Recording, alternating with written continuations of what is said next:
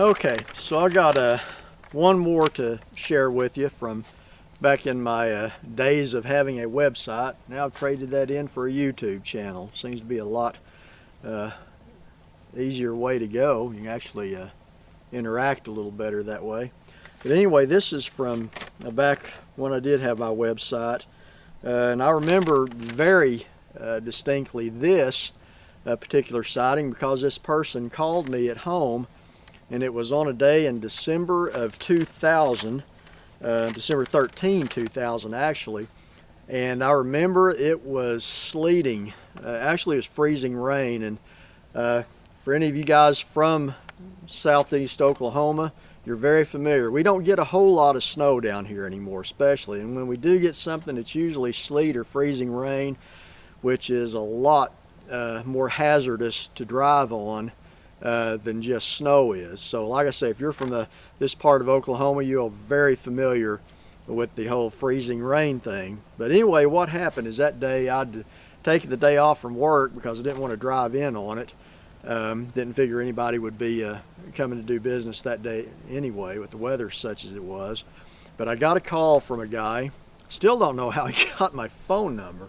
But anyway, he called me and said, "Dave, I've seen something. I've seen your website. I want to report it." And he was actually, this had just happened. And like I say, it was a sleet, overcast day, freezing rain falling. And I'm just going to read his report because I left home. I have a four-wheel drive vehicle, so taking it very slow. This took place about 35 miles north from where I live by a little town called Dustin, actually, or outside of the town. I'd say Dustin was the nearest town to it, and that's in Northeast Hughes County. And it's starting to get into some kind of hill country, a lot of woods. This part of the state, for y'all not familiar with Oklahoma, if you hear the term cross timbers, that's what we're in.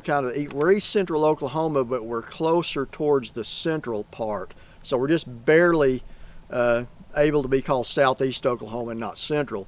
But in the eastern part of Oklahoma, you've got the mixed pine and hardwood forests, where in what they call the cross timber, it's transitioning over to hardwoods like your oaks and such as that. So this is where this incident took place. So what I'm going to do is I'm just going to read what this gentleman had to say. And like I say, this sighting took place on near the town of Dustin, Oklahoma, Northeast Hughes County on December of 2000. So they said the time of the sighting was about 3:30 p.m. It was in the afternoon. It was an overcast, cold day with light freezing rain falling. Saying it was a light freezing rain is being modest because it was coming down pretty good. The whole road was a sheet of ice going up there. A motorist who asked to remain confidential, and actually he did remain confidential on this, but he also took part in the documentary that I helped the Travel Channel with called Bigfootville. So his story's in an edited version on that. They didn't share it complete, but this is it complete right here. A motorist who asked to remain confidential was driving east on Highway 9 when he rounded a curve and noticed what he thought was a man walking up a bank on the other side of a bridge. Like I say, I went to that area just within hours of when this happened because I jumped right in my truck and headed that way hoping to find some kind of evidence. But what it was is you're coming towards this bridge that's just a bridge over a creek, not like a big river bridge, but underneath the bridge is a big round tin horn that lets the creek flow through that actually a man could walk in. It was a big tin horn. And what he's seen, it was on the left side of the road, and this dark figure was walking up the bank to the road, several yards in front of him. So when he rounded that, he said as the figure reached the highway, the motorist could see that it was not a man. He described the creature as being between 7 and 9 feet tall.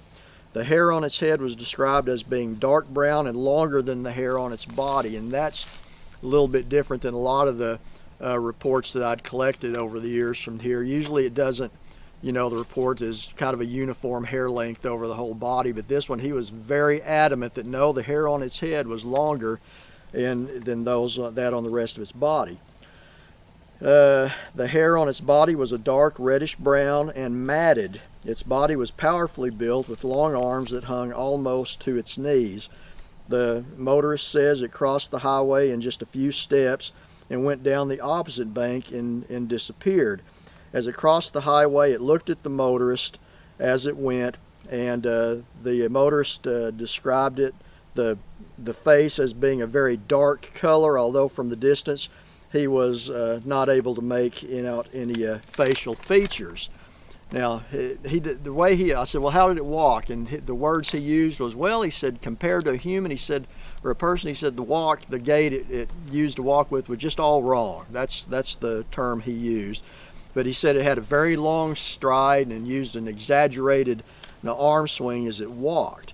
So, like I say, I got there fairly quick. By the time I got there, there was sleet, had coated everything. You could not see any footprint at all. It was just covered up. The ground was frozen and more stuff falling on it. Really shouldn't have even been out in the first place. It was really horrible driving conditions.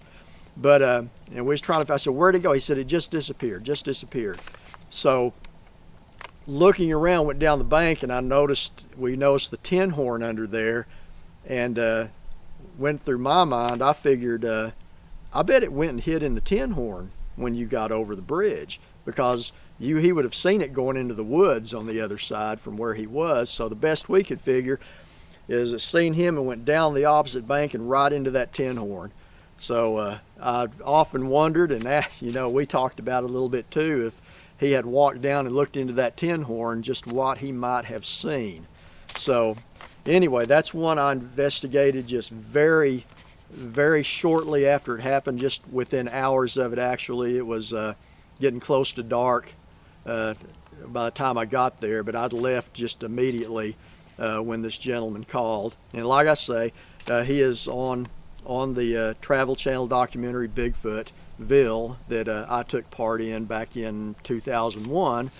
And speaking of Bigfootville, I am going to be doing some short videos on that and commenting on the parts of it that I was involved with. I wasn't involved in all of it, just a few parts of it. But and hopefully, the native gentleman that was in there prominently, Tim Harjo, I've already talked to him about doing an interview with him concerning his experience with that documentary as well. So stay tuned for that. Like I say, if you find this interesting, want to hear more, don't forget, share and subscribe to this channel to keep up to date on new videos that I put up. And again, thanks everyone for visiting and looking at my videos. I hope you enjoy them. Hope you enjoyed this one, and as time allows, I will be posting more. Thank you.